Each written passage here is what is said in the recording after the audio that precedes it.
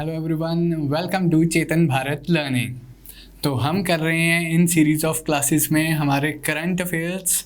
Different days पे आप different current affairs की क्लासेस आई होप देख रहे होंगे एंड आपको वो पसंद भी आ रही होंगी। इस क्लास में आप मेरे साथ करोगे ज्योग्राफी एंड एनवायरनमेंट के करंट अफेयर्स, वो करंट अफेयर्स जो इस टाइम फ्रेम में 23 जुलाई से 29 जुलाई तक के टाइम फ्रेम में न्यूज़ में रहे हैं, चाहे वो इंडियन एक्सप्रेस में हो, चाहे वो हिंदू में हो, या फिर कुछ स्टैंडर्ड मैगजीन्स वगैरह हैं जो इस टॉपिक के लिए यूपीएससी एग्जाम के पॉइंट ऑफ व्यू से इंपॉर्टेंट है। तो ये सारी चीज़ें हम इस क्लास में कवर करेंगे। लेकिन before I move to the topic, मैं आपके 2 मिनट लूँगा ताकि हम अपने नए बच्चों को थोड़ा सा प्रोसेस एक्सप्लेन कर सकें, जो ऑलरेडी हमारे पास एनरोल कर चुके हैं, कि वो हमारी वेबसाइट के ऊपर, वो हमारे लर्निंग पोर्टल के ऊपर किस तरह इन लेक्चर्स को एक्सेस कर सकते हैं। तो वो 2 मिनट हम लगाएंगे। ये हमारा लर्निंग पोर्टल है cbl.learnist.com। इसी पे आपको सारी हमारे बारे में इंफॉर्मेशन भी मिलेगी। आप हमारे कोर्सेज़ के बारे में देख सकते हैं, यहीं से आपको कोर्सेज़ परचेज़ भी कर सकते हो। अगर आपको हमारे कोर्सेज़ डेमो लेक्चर्स पसंद आ रहे हैं, यहीं पर आपको लॉगिन करना है। आई होप जिन लोगों ने ऑलरेडी ये कोर्स परचेज़ किया है, जिन लोगों ने ऑलरेडी इस कोर्स के लिए एनरोल किया है, यहीं पर एनरोल किया होगा। यहाँ पर टॉप राइट में ऑप्शन है लॉगिन की।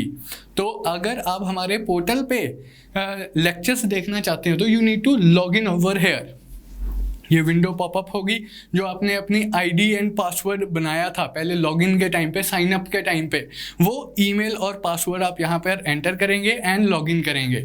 यहाँ मैंने आपके लिए ऑलरेडी एक sample email and sample password भर के रखा हुआ है। जब आप लॉगिन करोगे तो ये आपको साइन इन कर देगा आपके लर्निंग पोर्टल के ऊपर। Now every student will have his और her own this home page. अब ये चेतन भारत का ही होम पेज है जो मैंने डेमो अकाउंट एक बनाया था। तो यहाँ पर आप देख सकते हैं कि कुछ कोर्सेज आपको नज़र आ रहे हैं एंड देन यहाँ टॉप पे जो स्ट्रिप नज़र आ रही है, यहाँ पर आपको नज़र आ रहा है माई एनरोलमेंट्स। नीचे वाली चीज़ को आपने इग्नोर करना है। यहाँ पर आपने माई एनरोलमेंट्स में जाना है कि मैं किन किन कोर्सेज में एनरोल्ड हूँ।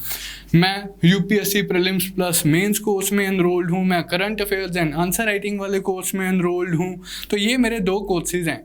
लेक्चर्स देखने के लिए अगर मुझे इस कोर्स के लेक्चर देखने हैं तो मैं यहाँ पे क्लिक करूँगा। अगर मुझे इस कोर्स के लेक्चर्स देखने हैं तो मैं यहाँ पे क्लिक करूँगा।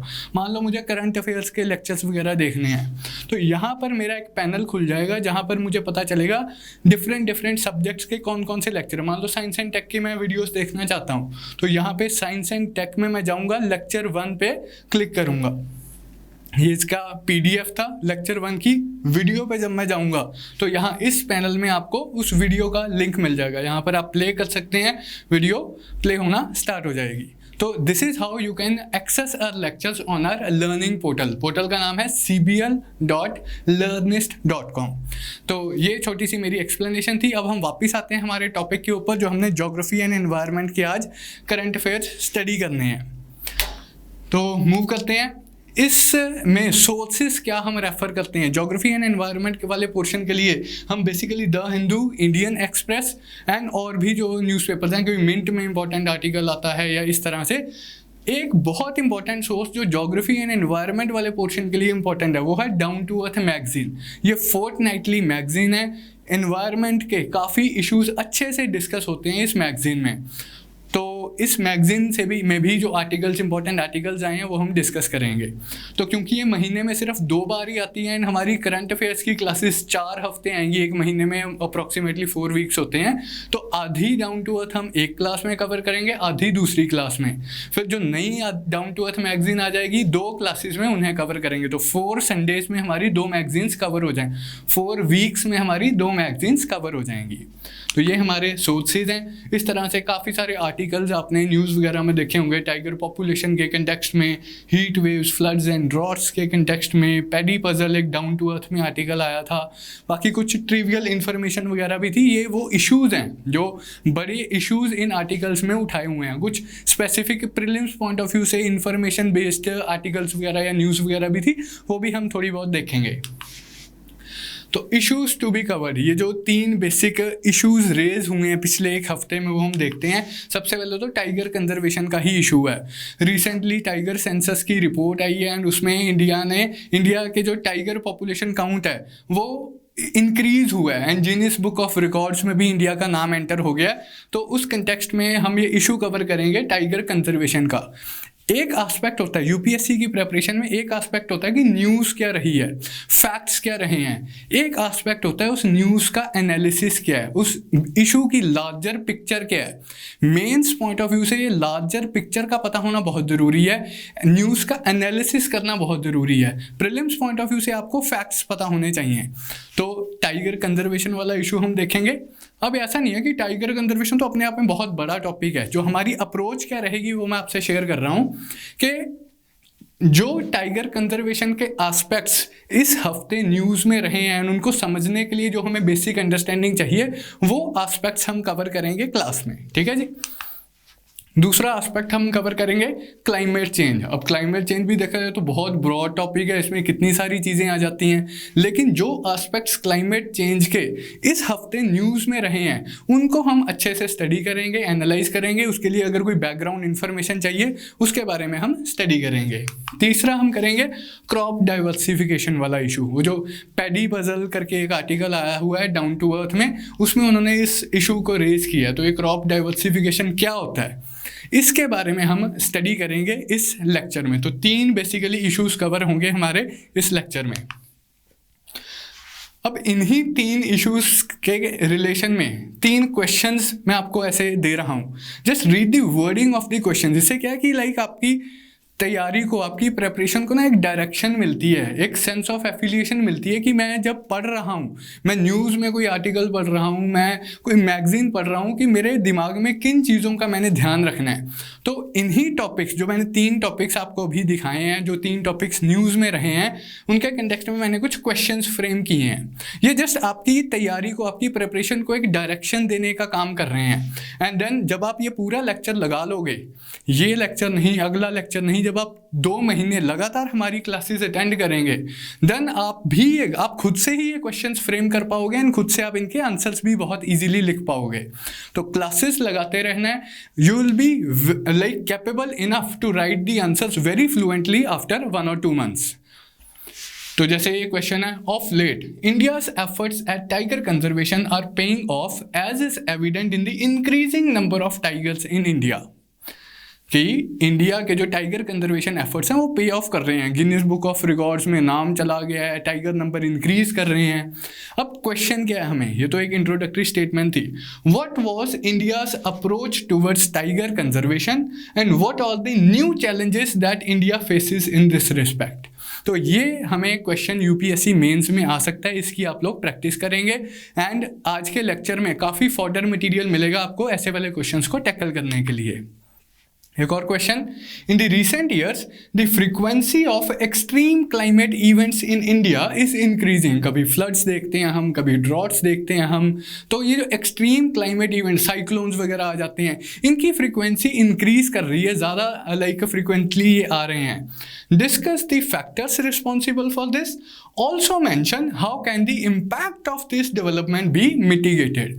कि अब साइक्लोन ने अब आना है तो आ ही जाना है, फ्लड्स ने आना है तो आ ही जाना है। अब इनको हम कुछ हद तक ही प्रिवेंट कर सकते हैं, लेकिन आने के बाद इनका इम्पैक्ट हम किस तरह से मिटिगेट कर सकते हैं, उसके कंटेक्स्ट में भी ये क्वेश्चन है। तो 2 चीज़ें पूछी हैं क्वेश्चन ने, एक तो factors responsible for increasing incidents of like floods and cyclones, दूसरा इम्पैक्ट कैसे मिटिगेट किया जा सकता है। थर्ड है, in view of falling ground water table in the green revolution states. Green revolution states कौन सी हैं? पंजाब, हरियाणा, वेस्टर्न यूपी वाला जो एरिया जहाँ हरित क्रांति आई थी, जहाँ ग्रीन रेवोल्यूशन आई थी 1970s 80s में, 60s 70s 80s में।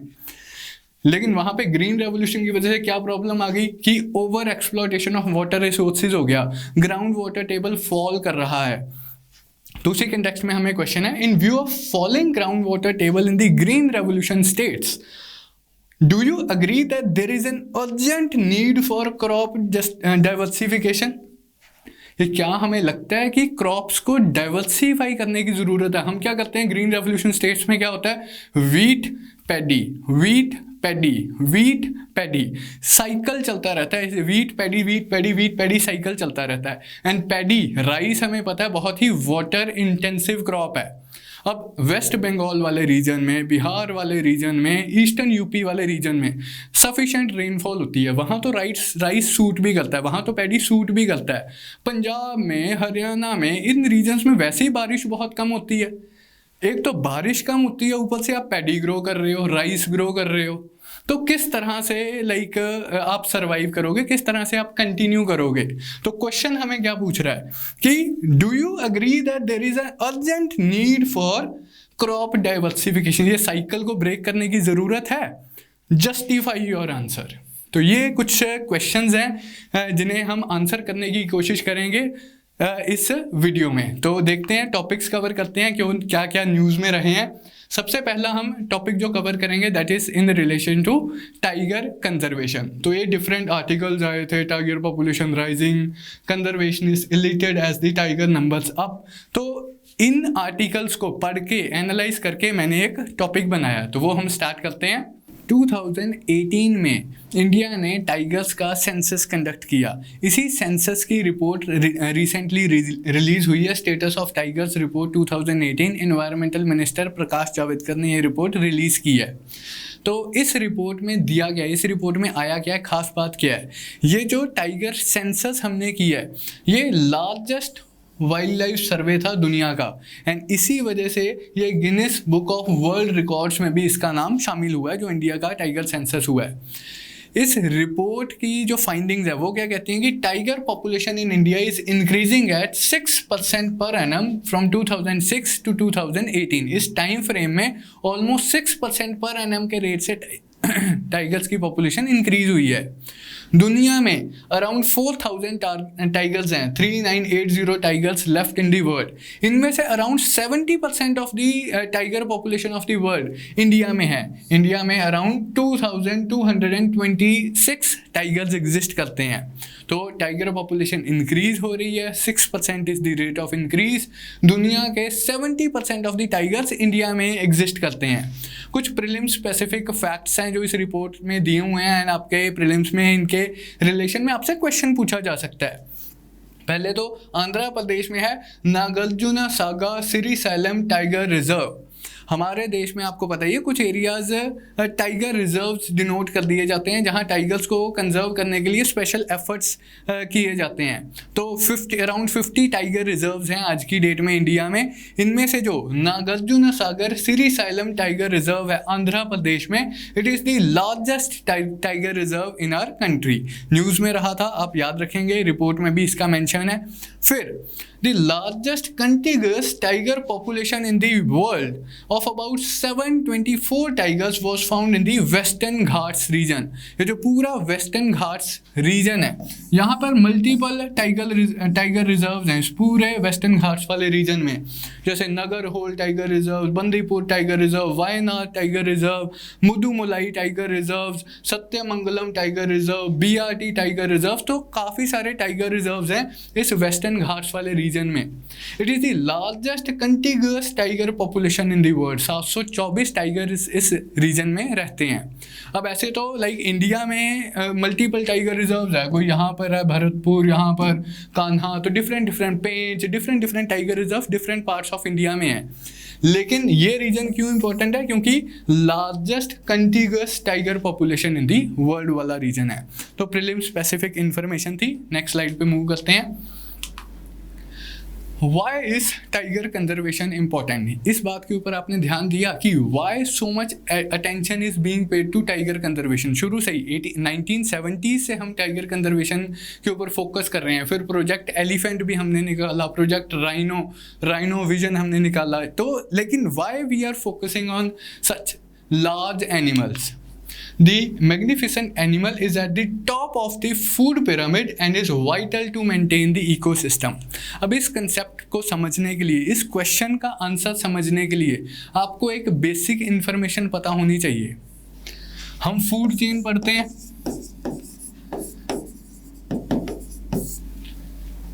बहुत बेसिक्स है। फूड चेन पढ़ते हैं, एक होते हैं फूड चेन में प्रोड्यूसर्स, जो खाना प्रोड्यूस कर रहे हैं, जैसे कि प्लांट्स हैं, ऑटोट्रॉफ्स हैं। प्रोड्यूसर्स को प्राइमरी कंज्यूमर्स कंज्यूम करते हैं। जैसे ग्रास है, ग्रास को डियर ने कंज्यूम कर लिया, गोट्स ने कंज्यूम कर लिया। प्रोड्यूसर्स को प्राइमरी कंज्यूमर्स कंज्यूम करते हैं, प्राइमरी कंज्यूमर्स को सेकेंडरी कंज्यूमर्स कंज्यूम करते हैं।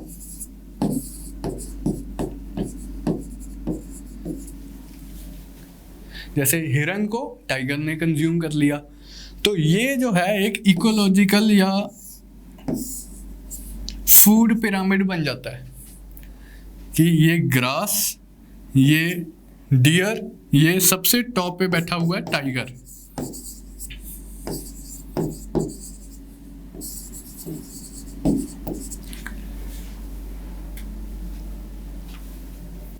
यहाँ इस पिरामिड में जो सबसे टॉप पे बैठा होता है उसे कंजर्व करना सबसे ज़रूरी होता है अगर हम पूरे के पूरे इकोसिस्टम को कंजर्व करना चाहते हैं, पूरी की पूरी फूड चेन को कंजर्व करना चाहते हैं।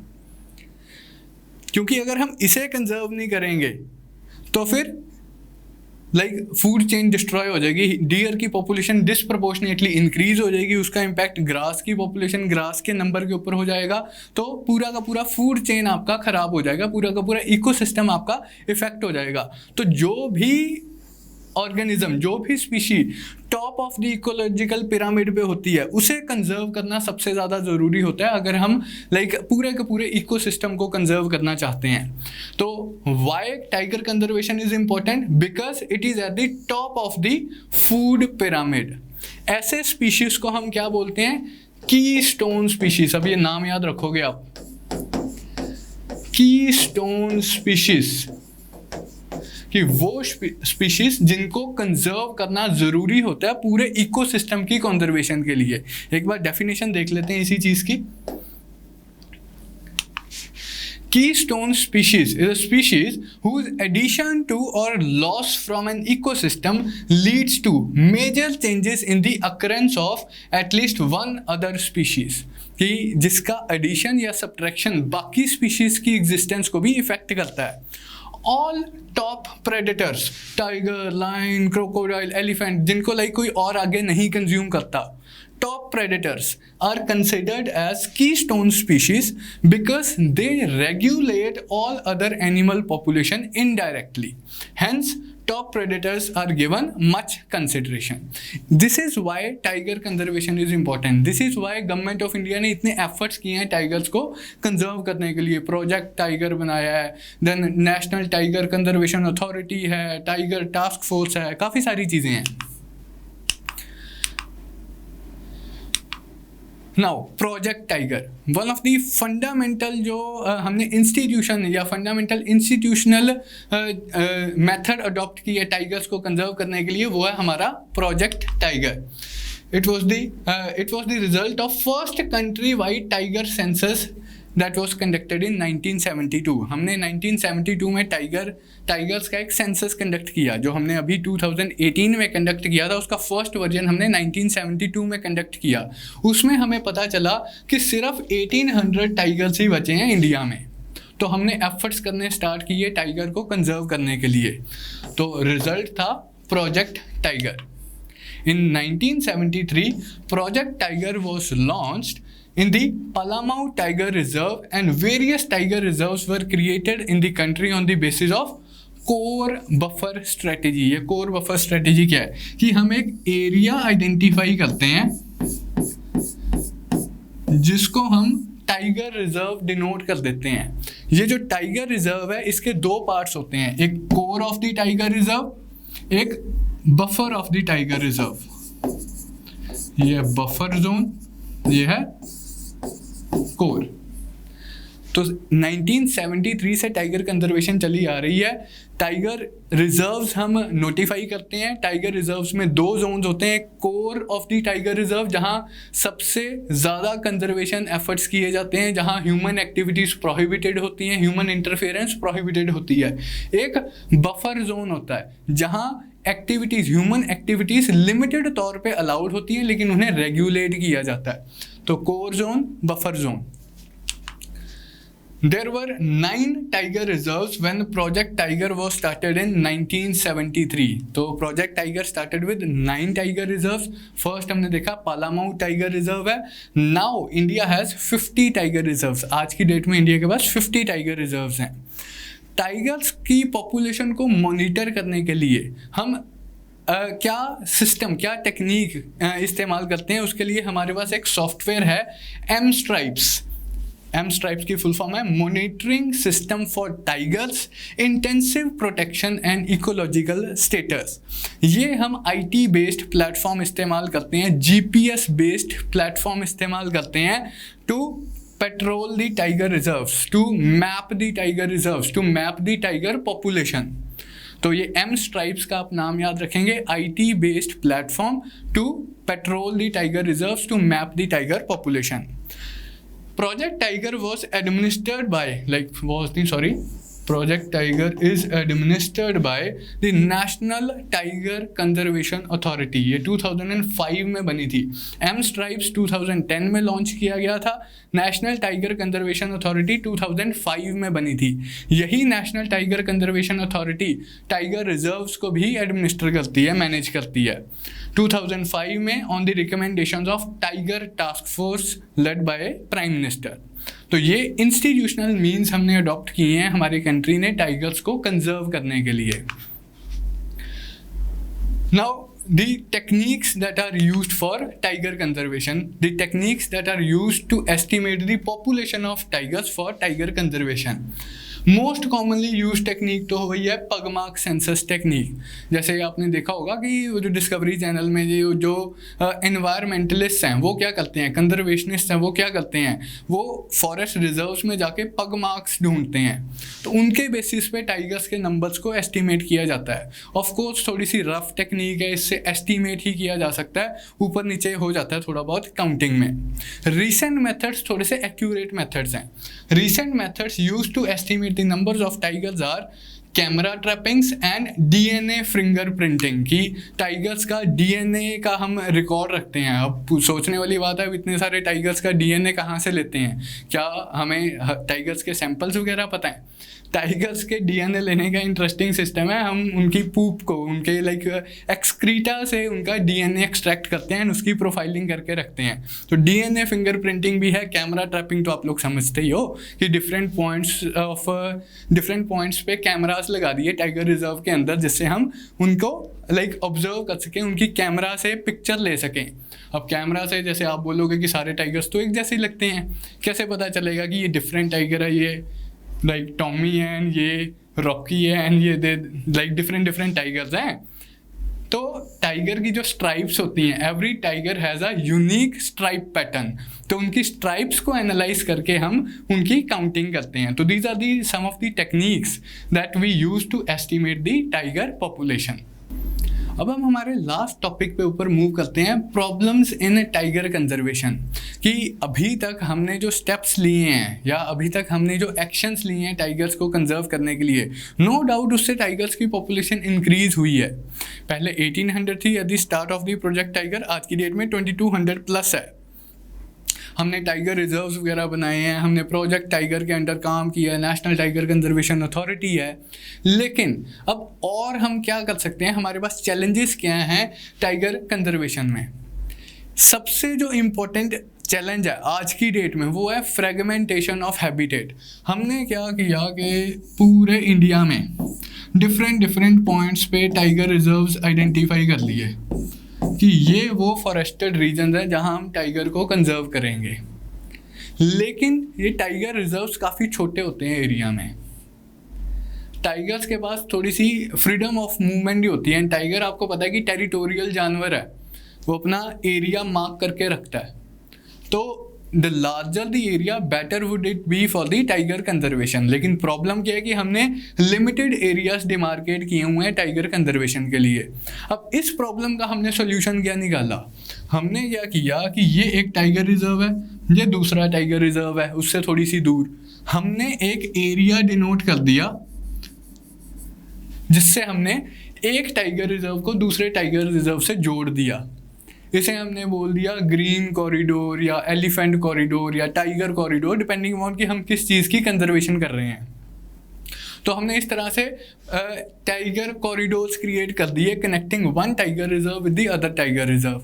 आइडिया तो अच्छा लग रहा है कि टाइगर्स एक रिजर्व से दूसरे रिजर्व में जा सकते हैं, एक एरिया से दूसरे एरिया में जा सकते हैं, लेकिन इसमें प्रॉब्लम क्या है?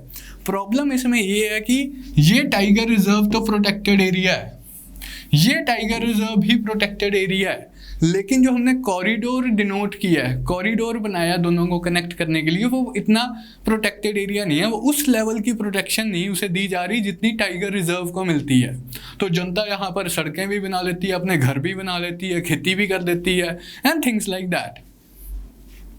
इसी रिपोर्ट में जो स्टेटस ऑफ टाइगर्स रिपोर्ट 2018 है, उसके कंटेक्स्ट में न्यूज़ में क्या रहा है? The report warns that with the populations being confined to small protected areas, some of which have habitat corridors that permit tiger movement between them. Most of the corridor habitats in India are not protected area. ये है आपके लिए important. Most of the corridor habitats in India are not protected areas and are degrading due to unsustainable human use and developmental projects. ये एक सबसे बड़ी problem है report के हिसाब से, स्टेटस ऑफ टाइगर्स रिपोर्ट 2018 के हिसाब से, as far as the conservation of tigers is concern. बाकी अदर कोई माइनर सी एंड जेनेरिक सी प्रॉब्लम्स तो हैं ही हैं कि पोचिंग हो रही है, अभी भी टाइगर्स को मारा जा रहा है उनके प्रोडक्ट्स के लिए, प्रेशर ऑन हैबिटेट, डिफॉरेस्टेशन हो रही है, हैबिटेट फ्रेगमेंटेशन, हैबिटेट डिस्ट्रक्शन। ये तो जेनेरिक से पॉइंट्स है, आप कभी भी लेके इन पॉइंट्स को मेंशन कर सकते हो, लेकिन ये वाला जो पॉइंट है corridor habitats in India not protected area, ये पॉइंट हाईलाइट किया है स्टेटस ऑफ टाइगर्स रिपोर्ट ने। तो that completes a topic tiger conservation in India and on the basis of जो हमने डिस्कशन किया, अब आप वो वाला आंसर ट्राई कर सकते हैं। तो now we will be moving to our next topic. Next, down to earth में एक छोटा सा आर्टिकल आया था, प्राइड अंडर थ्रेट। इससे पहले हमने टाइगर कंजर्वेशन के बारे में पढ़ा है, तो उससे मिलता जुलता ही कंजर्वेशन किससे रिलेटेड टॉपिक था, तो मैंने उसके साथ ही इंक्लूड कर लिया प्राइड अंडर थ्रेट। प्राइड क्या चीज़ है भाई यहाँ पे, पहले तो मुझे ये बताओ। जैसे हम बोलते हैं कि फ्लॉक ऑफ शीप, कि ग्रुप ऑफ शीप को हम क्या बोलते हैं? फ्लॉक। वैसे ही ग्रुप ऑफ लायंस को हम क्या बोलते हैं? प्राइड। प्राइड ऑफ लायंस, जो लायंस का झुंड सा होता है। तो प्राइड अंडर थ्रेट कहने का मतलब है lions are under threat, lions की डेथ हो रही है इंडिया के कंजर्वेशन रिजर्व्स में। तो उस कंटेक्स्ट में एक छोटा सा आर्टिकल था, देख लेते हैं कि इसमें क्या पॉइंट्स हाईलाइट किए हैं। ऐसा कोई बड़ा इशू नहीं है इसमें। कंटेक्स्ट क्या है इसका? Country has lost 92 Asiatic Lions since January 2020। इसी साल जनवरी से लेके अब तक 100 लायंस की ऑलमोस्ट डेथ हो चुकी है। एंड इंटरेस्टिंग बात क्या है कि गुजरात में Gir lion reserve, Gir reserve forest is the only home to Asiatic lions in the world. एक तो अफ्रीकन लायंस होते हैं, एक एशियन लायंस होते हैं। ये थोड़े से इनके कैरेक्टरिस्टिक्स डिफरेंट है, जैसे अफ्रीकन एलिफेंट, एशियन एलिफेंट, इनके भी कैरेक्टरिस्टिक्स थोड़े से डिफरेंट है। तो Asiatic, as far as Asiatic lions are concern, सिर्फ इंडिया में ही ये स्पीशी बची है। एंड गिर रिजर्व, गिर forest is the only home, is the only natural home to the Asiatic tiger reserve. जूज वगैरह में आर्टिफिशियली तो कहीं जगह पाए जाते हैं, लेकिन नेचुरल होम सिर्फ गिर रिजर्व ही है। कहाँ है ये? गुजरात में। नाउ इतने लायंस की डेथ क्यों हो रही है? अब कोरोना का सीजन चल रहा है भाई, सब जगह डेथ्स हो रही हैं, हमारा ध्यान सारा कोरोना में लगा हुआ है, लेकिन और भी प्रॉब्लम्स हैं। Reason for the death is this canine distemper virus. Corona virus की तरह ही एक और खतरनाक वायरस है जो लायंस की पॉपुलेशन को डिस्ट्रॉय कर रहा है, लायंस को इफेक्ट कर रहा है। क्या वायरस का आप नाम याद रखेंगे? Canine distemper virus. इसकी वजह से लायंस की डेथ हो रही है। यही बेसिकली छोटे से आर्टिकल में पॉइंट रेस किया हुआ था। तो हमें प्रीलिम्स पॉइंट ऑफ व्यू से कुछ इंपॉर्टेंट इन्फॉर्मेशन पता चली है कि लायंस की डेथ हो रही है, only home to the Asiatic lion, and किस वजह से डेथ हो रही है? Canine distemper virus. Now moving to the next topic, कुछ आर्टिकल्स आए हुए थे इंडियन एक्सप्रेस में भी, द हिंदू में भी, एंड डाउन टू अर्थ में भी, relating to increasing incidents of extreme climate events, कहते हैं कि हीट वेव्स इंक्रीज हो रही हैं, फ्लड्स इंक्रीज हो रहे हैं, ड्रॉट्स इंक्रीज हो रही हैं, एंड इनकी फ्रीक्वेंसी भी इंक्रीज हो रही है, ड्यूरेशन भी इंक्रीज हो रही है, इंटेंसिटी भी इंक्रीज हो रही है। अनप्रिडिक्टेबल सा क्लाइमेट होता जा रहा है जैसे जैसे हम आगे मूव कर रहे हैं। तो उस कंटेक्स्ट में इंडियन एक्सप्रेस में एक आर्टिकल आया था, इसी के कंटेक्स्ट में डाउन टू अर्थ में भी आर्टिकल आया था, good rains now bring bad news, कि मॉनसून अच्छी आए हैं, इसकी वजह से भी एक नेगेटिव इम्प्लीकेशन हो गया, फ्लड्स वगैरह आने स्टार्ट हो गए हैं। तो उस कंटेक्स्ट में आर्टिकल आया था, तो इसको भी, इन चीज़ों को भी कंपाइल करके मैंने एक इशू तैयार किया, good rains now bring bad news, and like extreme climate events के कंटेक्स्ट में जो न्यूज़ वगैरह आई हैं। Ministry of Earth Sciences has released the first assessment of climate change over Indian region report. Ministry of Earth Sciences ने एक report release की है, first assessment of climate change over Indian reason. क्या है जी इस report में, इसका context क्या है? इस साल हमें पता है कि अच्छे मानसून हुए हैं, नॉर्मल एंड थोड़ा सा नॉर्मल से बेटर मानसून हुए हैं। It has resulted, unfortunately, it has resulted in floods in many parts of India.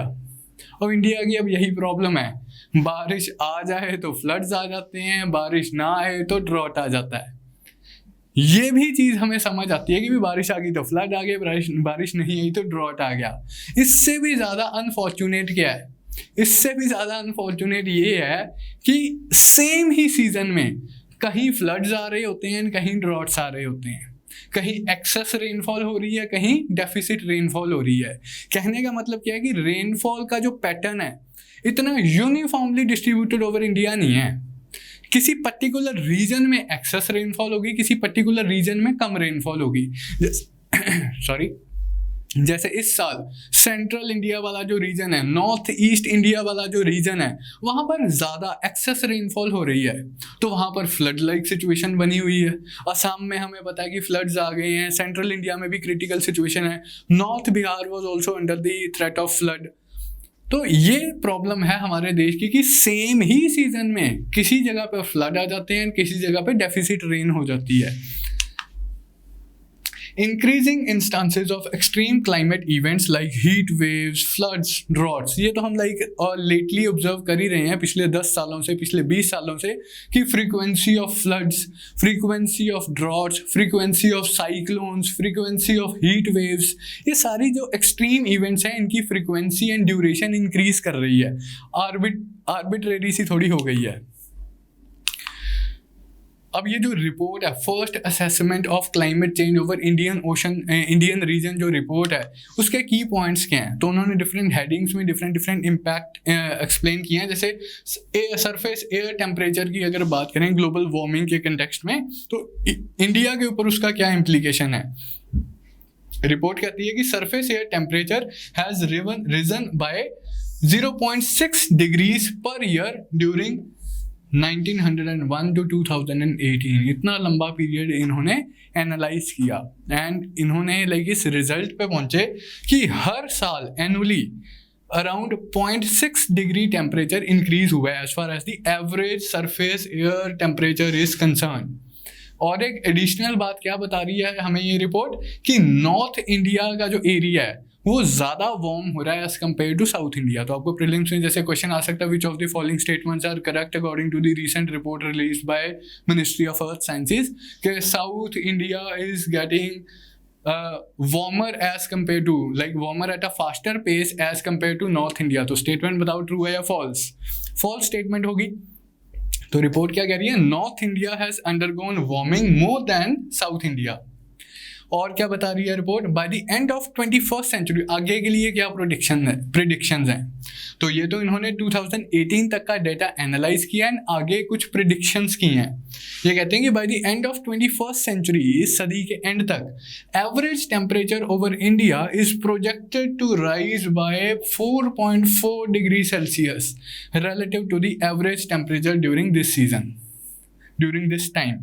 1976 से 2005 के बीच में जो इंडिया का एवरेज टेम्परेचर था, उससे 4.4 ऑलमोस्ट 4.5 डिग्री सेल्सियस ज़्यादा इंडिया का एवरेज टेम्परेचर होगा by the end of 21st century. 2100 आते आते इंडिया 4.4 डिग्री सेल्सियस ज़्यादा गर्म होगा। तो ये तो इसका इम्पैक्ट हो गया सरफेस एयर टेम्परेचर के ऊपर। फिर हीट वेव्स के कंटेक्स्ट में, जैसे आप न्यूज़ वगैरह में देखते हो ना कि हीट वेव की वजह से 10 लोगों की मौत हो गई। ये एक्सट्रीम गर्मी वाला जो फेज होता है उसे हम बोलते हैं हीट वेव। इसके डिफरेंट क्राइटेरियाज हैं। हम डिटेल में जब आप प्री कम मेंस वाले कॉम्प्रिहेंसिव कोर्स की क्लासेस अटेंड करोगे उसमें हम इसकी क्लासिफिकेशन डिटेल में डिस्कस करेंगे। कब हीट वेव होती है, कब सीवियर हीट वेव होती है, कब एक्सट्रीमली सीवियर हीट वेव होती है। तो इसकी डिफरेंट क्लासिफिकेशंस हैं। वो चीज़ हम प्री कम मेंस के कॉम्प्रिहेंसिव कोर्स वाली क्लासेस में स्टडी करेंगे। अभी हमें मोटा सा ये हम समझ लेते हैं कि हीट वेव्स वो उन टाइम्स को बोलते हैं जब temperature of a place is more than the average temperature of that place by certain amount, कुछ 3 डिग्री सेल्सियस 6 डिग्री सेल्सियस इस तरह से। In the coming decades, the average duration of heat waves during April to June is projected to double and their frequency to rise by 3 to 4 times compared to जो standard time frame जिसमें उन्होंने reference के लिए जो दिया है 1976 से 2005 के टाइम फ्रेम में जितने टाइम के लिए हीट वेव्स आती थी वो time is projected to double. मान लो हाइपोथेटिकली स्पीकिंग अप्रैल से जून के महीने में 4 दिन on an average heat waves के होते थे जब टेम्परेचर बहुत ज़्यादा होता था, नॉर्मल से बहुत ज़्यादा। आगे वाले टाइम फ्रेम में ये क्या प्रोजेक्ट कर रहे हैं, इन द कमिंग डेकेड्स 4 दिन की जगह पे 8 दिन ऐसे होंगे जब हीट वेव्स का टाइम चल रहा होगा, टेम्परेचर नॉर्मल से बहुत ज़्यादा होगा। Their frequency is expected to rise by 3 to 4 times। वो जो 4 दिन है, मान लो 2+2 2 बार ऐसा इवेंट हुआ था जब हीट वेव्स आ गई। 2 दिन के लिए हीट वेव रही, फिर 1 महीना नॉर्मल, फिर 2 दिन के लिए हीट वेव रही। तो इस तरह से 2+2 = 4 डेज के लिए हीट वेव का टोटल टाइम था। अब ये कह रहे हैं जो फ्रीक्वेंसी है, frequency will rise by 3 to 4 times. तो ये रिपोर्ट ने हीट वेव्स के कंटेक्स्ट में बोला है। मॉनसून्स के कंटेक्स्ट में रिपोर्ट क्या क्या कहना है। मॉनसून्स के कंटेक्स्ट में मिक्स्ड सी इसकी वो है कि एक्सेस मॉनसून वाले इवेंट्स भी इंक्रीज करेंगे, डेफिसिट मॉनसून वाले इवेंट्स भी इंक्रीज करेंगे। पहले तो ये पुराना एनालिसिस दे रहा है। ड्यूरिंग 1951 से 2015 annual rainfall over India has shown a declining trend. कि इतने लंबे ऑलमोस्ट 65 ईयर्स का टाइम हो गया कि ऑन एन एवरेज जो टोटल रेनफॉल इंडिया रिसीव कर रहा है उसका एक डिक्लाइनिंग ट्रेंड है। The coming decades are projected to witness a considerable rise in the variability of rainfall. 2 चीज़ें आपने ध्यान में देनी है, जो ध्यान में रखनी है। एज फार एज द पुराना डेटा इज कंसर्न, ये कह रहा है कि ऑन एन एवरेज इंडिया की जो रेनफॉल है वो डिक्रीज हो रही है, डिक्लाइन हो रही है। दूसरी बात जो ये प्रोजेक्ट कर रहा है, प्रिडिक्ट कर रहा है, वो क्या है कि in the coming decades there will be a considerable rise in the variability of rainfall. कि आप प्रिडिक्ट नहीं कर पाओगे कि रेनफॉल जब मॉनसून्स आएंगे तो किस तरह की, किस रीजन में नॉर्मल रेनफॉल होगी, किस रीजन में एक्सेस रेनफॉल होगी, किस रीजन में डेफिसिट रेनफॉल होगी। तो उसकी वजह से क्या आएगा, उसका फर्दर इम्प्लीकेशन है कि ईश्वर की माया, कहीं धूप कहीं छाया, कहीं ड्रॉट्स आ रहे हैं, कहीं फ्लड्स आ रहे हैं। Since 1950s frequency and intensity of both heavy rainfall events and dry days has gone up. Since 1901 India has experienced 22 droughts during monsoon। Monsoon के टाइम पे 22 बार इंडिया में ड्रॉट आ चुका है। There has been an increase in the area under drought, frequency and severity of droughts। तो जिस तरह heat waves के case में वो बोल रहे हैं कि फ्रीक्वेंसी भी इंक्रीज हो रही है, ड्यूरेशन भी इंक्रीज हो रही है, उसी तरह से ड्रॉट्स के केस में भी रिपोर्ट क्या बोल रही है कि फ्रीक्वेंसी ऑफ ड्रॉट्स भी इंक्रीज हो रही है। कि 10 साल में पहले 3 बार आता था, अब 10 साल में 4 बार आ रहा है। उसकी ड्रॉट की ड्यूरेशन भी इंक्रीज हो रही है एंड एरिया अंडर ड्रॉट भी इंक्रीज हो रहा है। ज़्यादा area is getting affected by droughts. The Himalayan flood basins are projected to greater floods due to faster glacial and snow melting।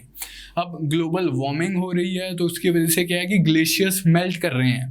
बर्फ पिघल रही है, उससे क्या है कि फ्लो इन द रिवर्स ज़्यादा हो जाएगा, unpredictable flow in the reverse हो जाएगा, उससे क्या होगा, फ्लडिंग इंसिडेंट्स इंक्रीज करेंगे।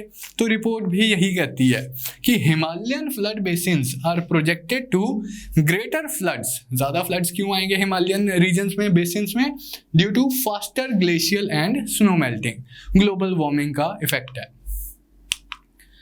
ट्रॉपिकल साइक्लोन्स के केस में रिपोर्ट क्या बोलती है, साइक्लोन्स हमें पता है कि circulating air system around the centre of low pressure, इसकी भी जो स्टैटिक डिटेल्स हैं कि साइक्लोन्स क्या होते हैं, कितने टाइप्स के होते हैं, कैसे बनते हैं, क्यों बनते हैं, किस तरह से ये मूव करते हैं, ये जो सारी डिटेल्स हैं ये ज्योग्राफी वाले पोर्शन में हम स्टडी करते हैं। प्री कम मेंस के कॉम्प्रिहेंसिव कोर्स में पूरी डिटेल्ड क्लासेस लगेंगी इनकी।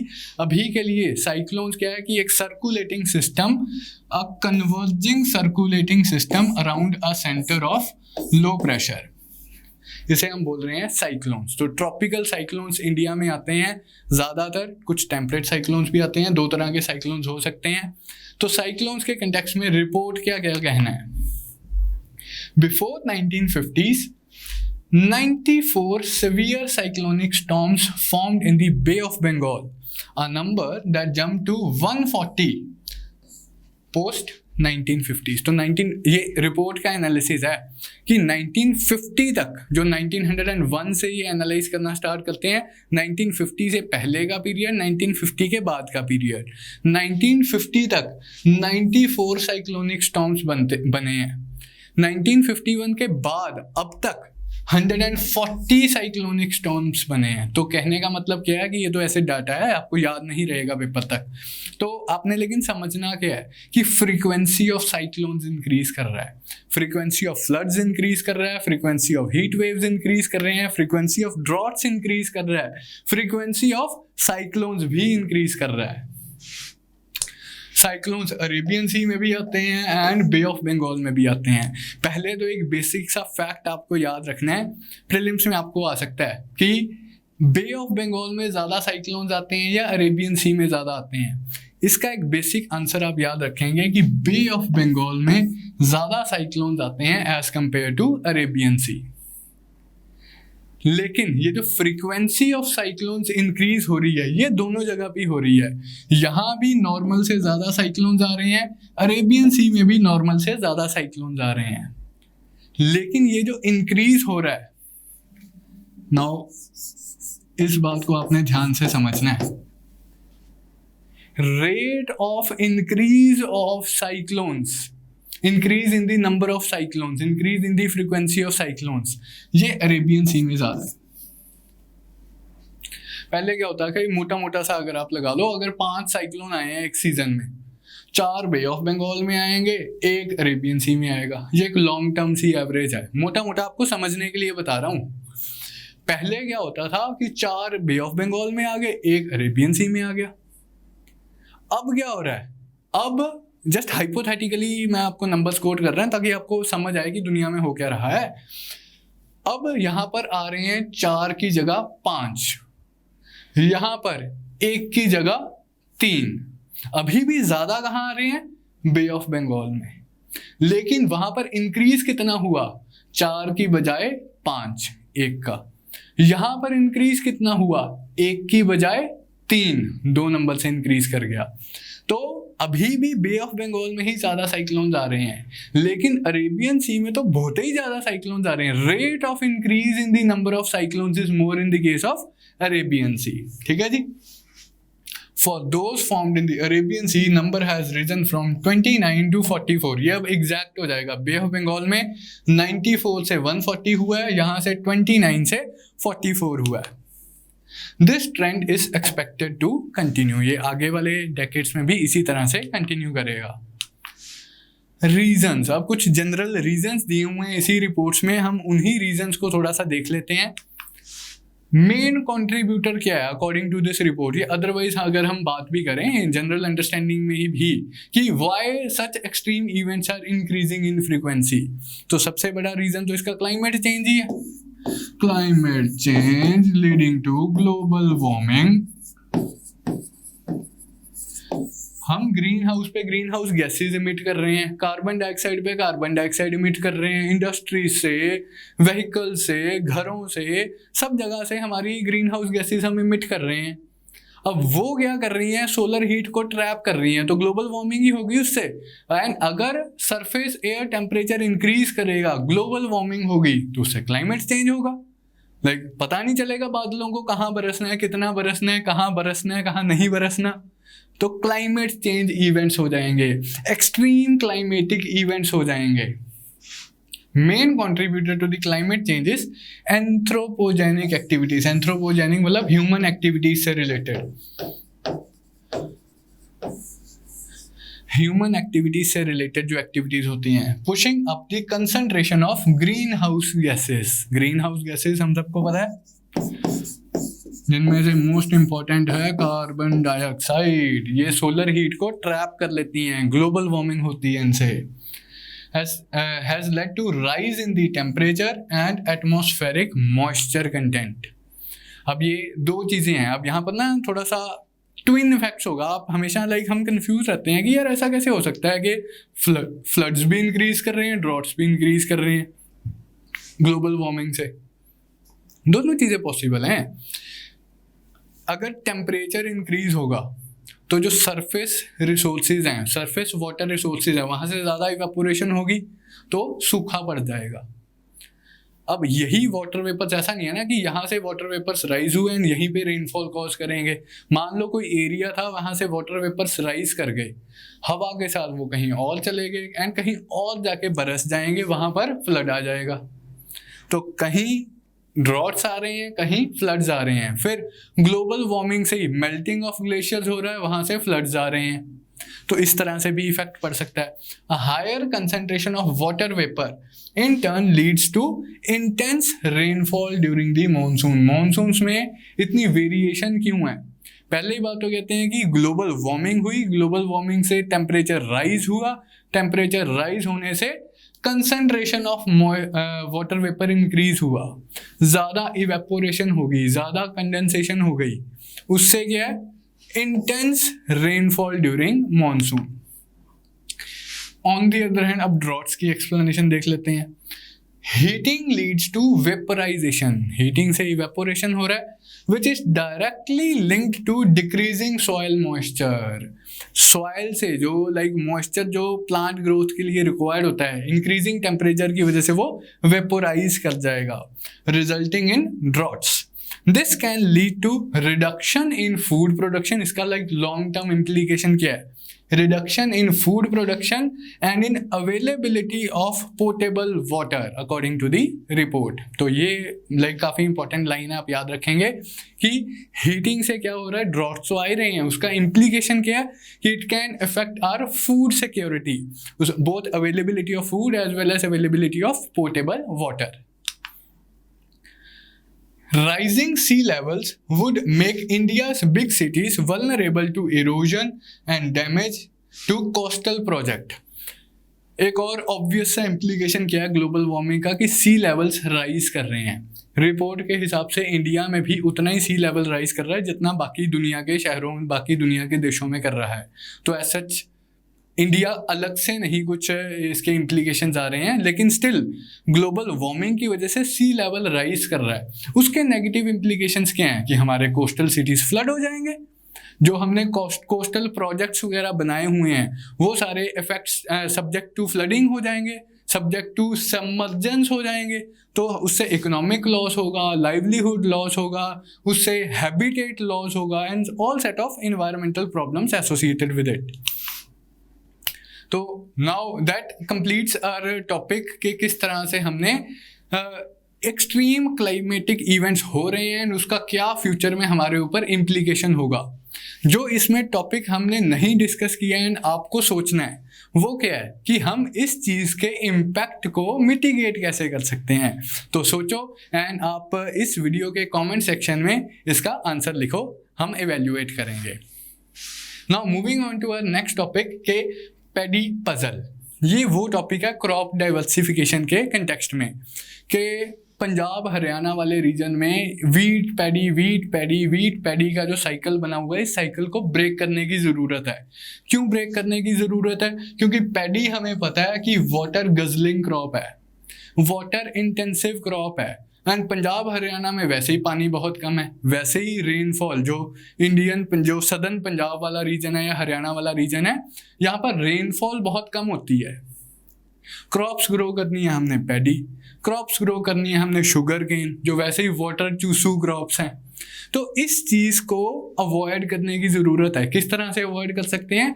क्रॉप डाइवर्सिफिकेशन से, कि इंस्टेड ऑफ पैडी भाई ऐसी क्रॉप्स ग्रो करो जो लाइक कम पानी कंज्यूम करती हैं। तुम मेज क्यों नहीं ग्रो कर लेते? तुम कॉटन क्यों नहीं ग्रो कर लेते? उन्हें इन क्रॉप्स को कम पानी चाहिए एज कम्पेयर टू पैडी। तो क्लाइमेट स्मार्ट एग्रीकल्चर करना चाहिए तुम्हें। फिर अगर तुम पैडी ग्रो भी कर रहे हो तो तुम कुछ ऐसी वाटर इरिगेशन टेक्निक्स इस्तेमाल करो जो कम पानी इस्तेमाल करें। माइक्रो इरिगेशन टेक्निक्स इस्तेमाल करो, ड्रिप इरिगेशन, स्प्रिंकलर इरिगेशन, इतनी सारी टेक्निक्स हैं, वो क्यों नहीं इस्तेमाल कर रहे हो? उसकी लाइक एक्सेप्टेंस क्यों नहीं बन रही है? तो इन सारे एस्पेक्ट्स के ऊपर ये आर्टिकल फोकस करता है। तो इसे भी पढ़ के मैंने एक इशू बनाया है, वो हम देख लेते हैं। पैडी पजल आर्टिकल का नाम था। Paddy cultivation in Punjab Haryana is leading to depletion of ground water resources. ये कंटेक्स्ट है इस आर्टिकल का। Haryana's ground water depletion rate is among the highest in the country. ये प्रीलिम्स पॉइंट ऑफ व्यू से भी आप फैक्ट याद रख सकते हैं कि इतना ज़्यादा ग्राउंड वाटर टेबल फॉल कर रहा है। एंड हरियाणा का तो इंडिया में वर्स्ट केस है कि ground water depletion rate is among the highest in the country. Reasons क्या है कि क्यों ऐसा हो रहा है? Key crop that is responsible for this trend is paddy, rice.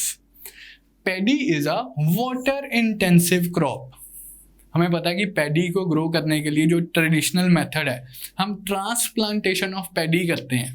उसमें क्या होता है कि हम फील्ड को पानी से फ्लड कर देते हैं, पूरी फील्ड को पानी से भर देते हैं। When the field is inundated with water, वहाँ हम जो सैपलिंग्स होते हैं उन्हें ट्रांसप्लांट करते हैं, जो नर्सरी में पहले ग्रो करते हैं एंड देन उन्हें ट्रांसप्लांट करते हैं। अब ऑब्वियसली इस प्रोसेस में कितनी पानी की वेस्टेज होती है। वो जो पानी हमने फील्ड को फ्लड करके रखा है, वो गर्मी में उसी तरह वहाँ से इवेपोरेशन भी हो रही है, काफ़ी सारा पानी तो ऐसे ही वेस्ट हो जाता है इवेपोरेशन में या सीपेज में। तो इसलिए पैडी जो है उन्हीं रीजन्स में ग्रो करनी चाहिए जहाँ सफिशिएंट वाटर इज अवेलेबल। जैसे कैनाल इरिगेटेड एरियाज है, जहाँ पे रिवर वाटर आ रहा है, उन एरियाज में ग्रो करो। जहाँ रेनफॉल अच्छी है उन एरियाज में ग्रो करो। अगर पानी की अवेलेबिलिटी कम है, ग्राउंड वाटर टेबल नीचे है, तो पैडी ग्रो नहीं करनी चाहिए, अवॉइड करना चाहिए। ट्रांसप्लांटेशन से फ्लडिंग ऑफ फील्ड्स करनी पड़ती है, सच लाइक थिंग। और लाइक एक और रीज़न क्या कि क्रॉप डाइवर्सिफिकेशन के कंटेक्स्ट में ये रीज़न है कि why do we need to diversify our crop production. तो उसमें कहते हैं कि राइस की एक और प्रॉब्लम है, पैडी की एक और प्रॉब्लम है कि स्टबल बर्निंग करनी पड़ती है। उसकी वजह से दिल्ली में पोल्यूशन एंड ऑल वो सारी चीज़ें आपको पता ही हैं। तो इन रीजंस की वजह से आर्टिकल सपोर्ट कर रहा है एक सॉल्यूशन को, दैट इज क्रॉप डाइवर्सिफिकेशन। ओह माशाल्लाह मेरे spellings.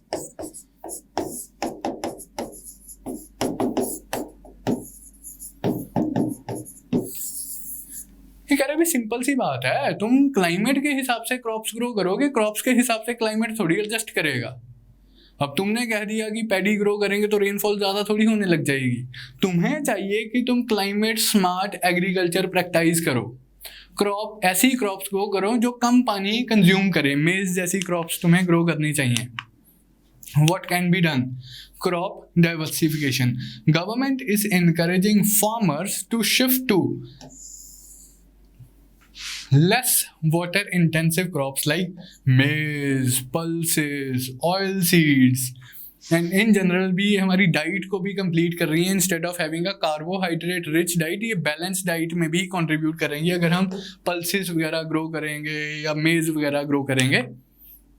For example, Haryana government has launched जल ही जीवन है स्कीम।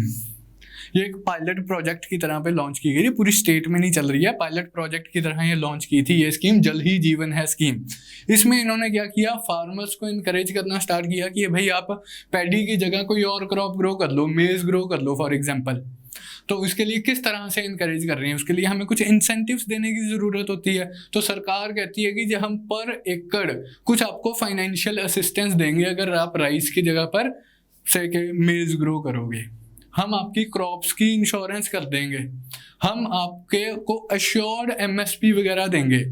अब फार्मर्स का फार्मर्स के पॉइंट ऑफ व्यू से प्रॉब्लम क्या है कि पहले प्रॉब्लम तो एटीट्यूडिनल है, जिसका प्रैक्टिकल प्रॉब्लम से कोई लेना देना नहीं है।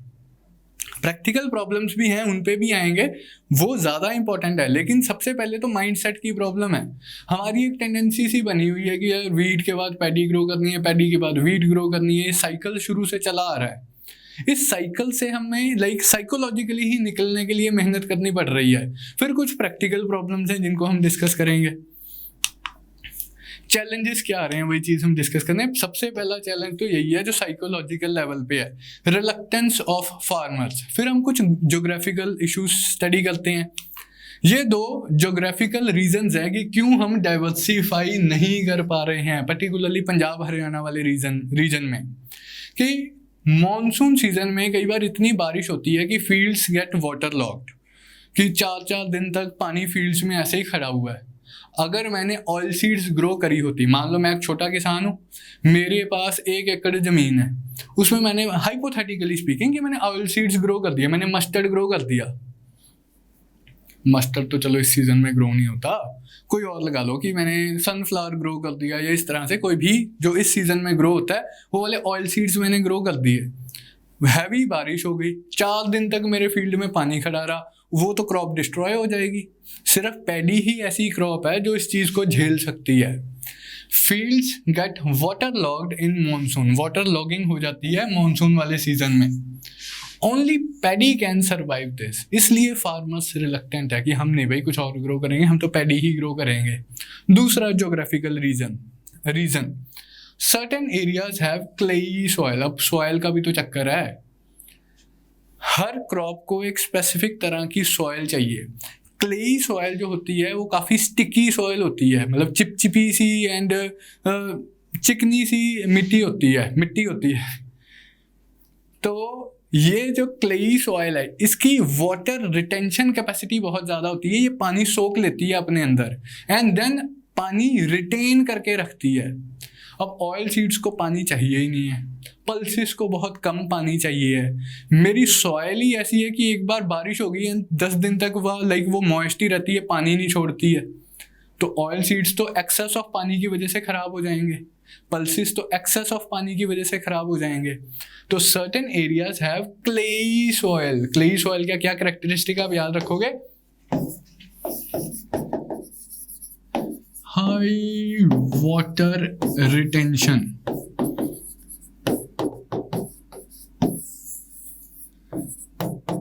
Sticky in nature. अब सैंडी सॉइल इमेजिन करो, रेत। सैंडी सॉइल का क्या कैरेक्टरिस्टिक्स होता है कि हम पानी डालते हैं, पानी सारा नीचे परकोलेट कर जाता है, पानी सारा नीचे को गायब हो जाता है। सैंडी सॉइल का बिल्कुल ऑपोजिट है क्लेई सॉइल। आप पानी डालो, सारा का सारा पानी अब्जॉर्ब कर लेगी एंड छोड़ेगी भी नहीं। तो इसलिए because certain areas have clay soil, Punjab Haryana वाले रीजन में, it is not suitable for maize and pulses and oil seeds and such like things. तो ये 2 ज्योग्राफिकल रीजन है क्यों डाइवर्सिफिकेशन नहीं हो पा रही है। फिर economic reasons, financial reasons, lower economic returns. अगर मैं पैडी ग्रो करूं तो मुझे 1 हेक्टेयर ऑफ लैंड से 4474 ऑलमोस्ट 44 क्विंटल्स ऑफ पैडी मिलती है, या 4 टन्स ऑफ पैडी मिलती है। अगर मैं मेज ग्रो करूं तो सिर्फ मुझे 2500 kg 2500 kg सिर्फ 25 क्विंटल ऑफ मेज मिलेगा। 45 क्विंटल 25 क्विंटल, कितना फ़र्क है। तो इकोनॉमिक रीजंस भी मुझे प्रिवेंट करते हैं कि मैं डाइवर्सिफाई ना करूं।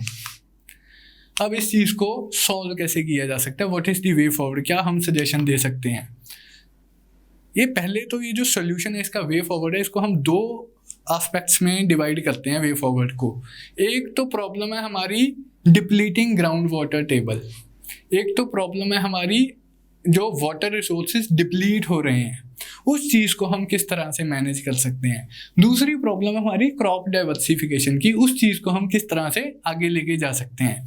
तो सबसे पहले तो जी हमें holistic management of water resources चाहिए कि वाटर रिसोर्सेज को हम एक कंप्लीट ऑल डायमेंशन से उसे कंजर्व करने की कोशिश करेंगे।